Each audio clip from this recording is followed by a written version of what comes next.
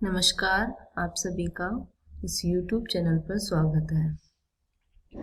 हम पर्वत निर्माण सिद्धांतों के बारे में पढ़ रहे हैं। उसमें हमने कोबर का जो भूसन्निधि सिद्धांत है उसके बारे में समझा है।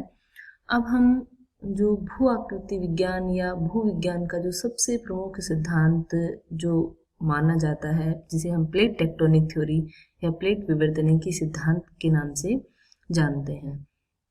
हालांकि जब हम महाद्वीप और महाद्वीपों की उत्पत्ति पढ़ते हैं उस समय इस सिद्धांत को समझते हैं, लेकिन JNVU यूनिवर्सिटी की BA पार्ट फर्स्ट के ज्योग्राफी के सिलेबस में महाद्वीप और महासागरों की जो उत्पत्ति है वो नहीं है, इसलिए हमने सिद्धांत को पूर्व में नहीं पढ़ा। अब जो है पर्वत निर्माण के सिद्धांतों में प्लेट विवर्तनिकी सिद्धांत एक महत्वपूर्ण सिद्धांत है। तो प्लेट विवर्तनिकी सिद्धांत के द्वारा किस तरीके से जो है प्लेट टेक्टोनिक क्रिया के द्वारा पर्वतों का निर्माण होता है, इसको हम जानेंगे। पर्वतों के निर्माण को जानने से पहले हमें प्लेट टेक्टोनिक थ्योरी क्या है इसको जान लेना चाहिए। अब प्लेट टेक्टोनिक थ्योरी की यदि मैं बात करूं तो जो प्लेट शब्द है वो सबसे पहले टूजो विल्सन ने 1965 में दिया था।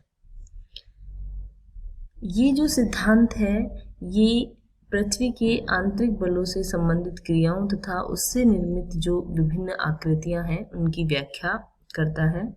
इस सिद्धांत का जो प्रतिपादन है वो 1960 में हैरियस व रॉबर्ट डिस द्वारा प्रस्तुत किया गया। इनके द्वारा जो सिद्धांत दिया गया था वो था सागर नित्तल प्रसरण का सिद्धांत।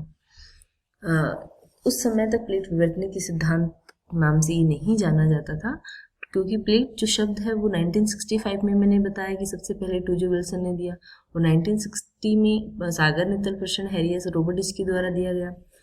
इस दिशा में जो है अनेक विद्वानों ने बहुत कार्य किए, जिसमें मुख्य है Blackett, Harry Hess, Dietz, Mason, Vine Matthews, Cox, Doell, डिम्पल, ये बहुत सारे विद्वान हैं जिन्होंने प्लेट विवर्तनिकी सिद्धांत से संबंधित काम किया है।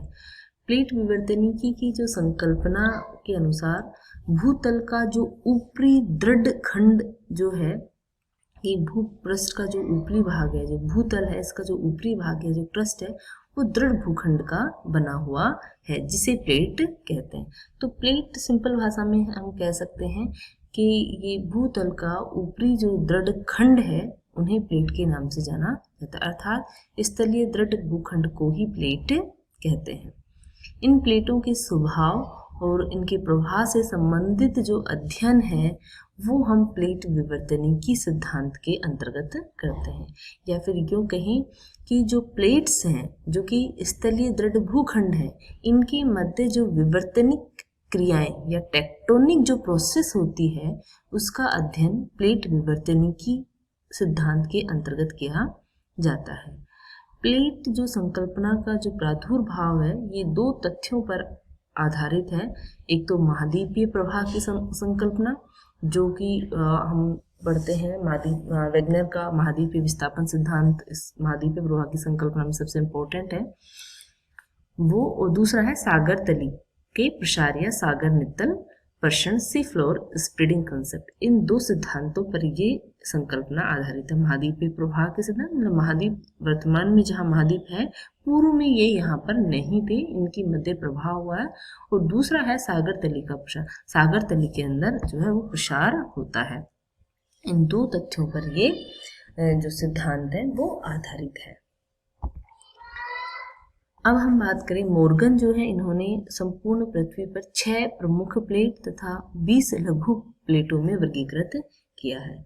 मुख्य प्लेटों की बात करें तो ये है, एक तो Eurasian plate, Indian plate, African plate, अमेरिकी प्लेट, पैसिफिक प्लेट और अंटार्कटिक प्लेट। नाम से ही क्लियर हो जाएगा, डायग्राम में भी हम देख लेते हैं। ये वाला और ये वाला जो ये पैसिफिक प्लेट का पार्ट है, प्रशांत महासागर जिस पर स्थित है। दूसरा अमेरिकन प्लेट ये होगी, एक अफ्रीकन प्लेट यूरेशियन जिसमें यूरोप और अफ्रीका महाद्वीप स्थित है, ये इंडियन प्लेट है और ये ऑस्ट्रेलियन प्लेट है और ये अंटार्कटिका। इस तरीके से 6 जो है वो प्रमुख प्लेटें हैं, ये मुख्य प्लेटें मोर्गन ने बताई, और 20 जो है वो लघु प्लेटें बताई है। प्लेटें जो हैं इनकी औसत मोटाई 100 किलोमीटर होती है, एवरेज जो है मोटाई बताई गई है, जिसके अंतर्गत क्रस्ट तथा ऊपरी मेंटल के ऊपर के भाग को सम्मिलित करते हैं। प्रत्येक प्लेट, अभी हम प्लेट्स को समझ रहे हैं, फिर इनके टेक्टोनिक प्रोसेस इनमें कैसे होता है वो हम आगे चलकर जानेंगे।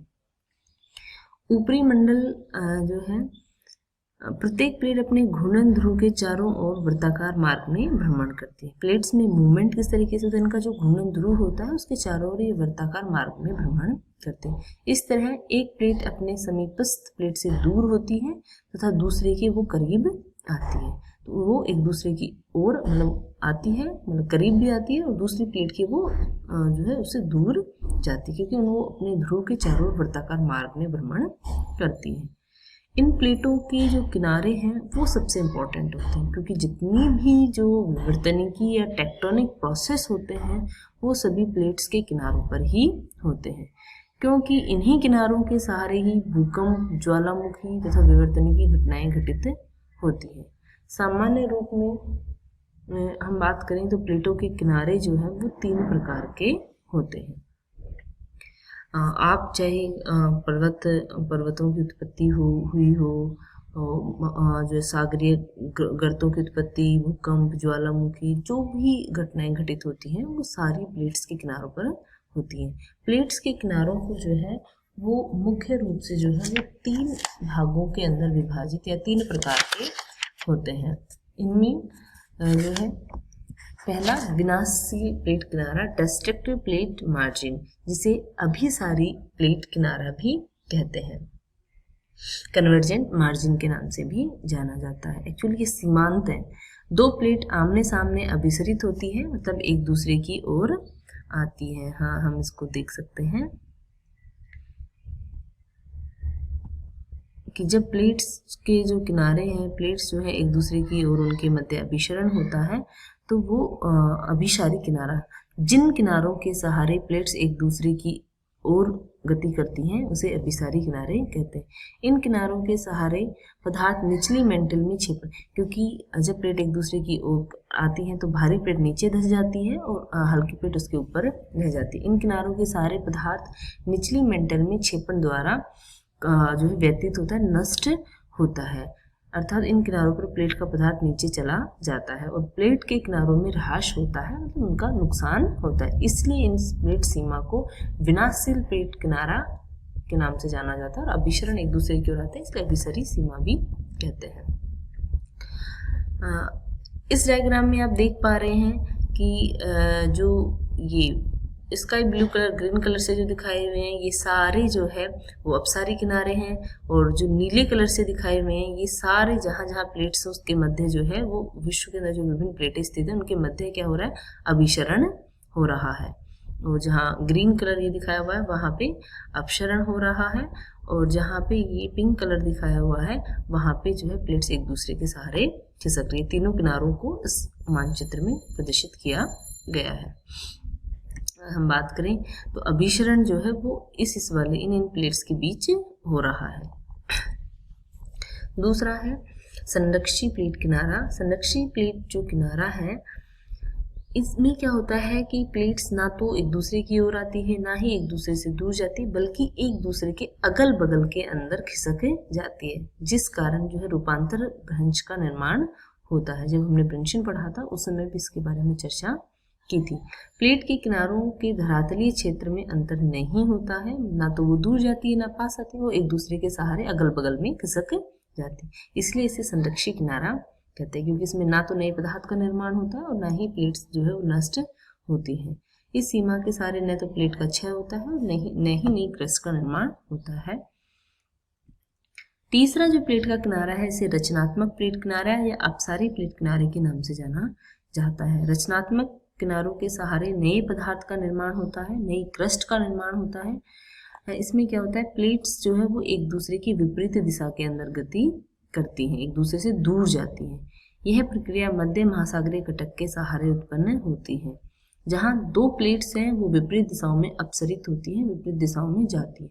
इसे अपसारी प्लेट सीमा भी कहते हैं। इस तरीके से प्लेट्स के मध्य जो है जो मूवमेंट होते हैं वो, या मध्य जो किनारे या सीमांत पाए जाते हैं वो 3 प्रकार के होते हैं: अभिसारी, अपसारी और संरक्षी। अभिसारी में तो एक दूसरे की ओर प्लेट्स आती हैं अभिसारी किनारों पर, अपसारी में एक दूसरे से दूर जाती है जिससे नई क्रस्ट का निर्माण होता है, और संरक्षी में वो एक दूसरे के सहारे अगल बगल में खिसक जाती है।